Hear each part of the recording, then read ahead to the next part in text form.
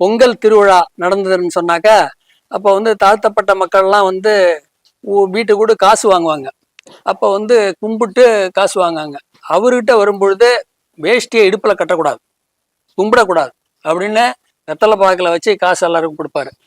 அப்படி அவர் வந்து மக்களை, சாதிய, அந்த அடிமைத்தனத்தை அவர் வந்து சுத்தமாக ஆரம்பத்திலிருந்தே வெறுத்து அதுக்காக போராட்டங்களையும் நடத்தினவர். அதனால அவரை வந்து வாத்தியார் கலிய பெருமாள் தான் கூப்பிடுவாங்க. அதுபோல அந்த அருணா சர்க்கரை ஆலை வந்த பிறகு அவங்க என்ன பண்றாங்கன்னு கேட்டாக்க, இந்த சர்க்கரை ஆலைக்கு வந்து கரும்பு போட்டு அனுப்புறாங்க. இந்த பகுதியில் இருக்கிற விவசாயெல்லாம் சேர்ந்து கரும்பு அனுப்புறாங்க. கரும்பு அனுப்பும் போது டன் ஒன்றுக்கு 60 ரூபா விலை நிர்ணயம் செய்யறான்.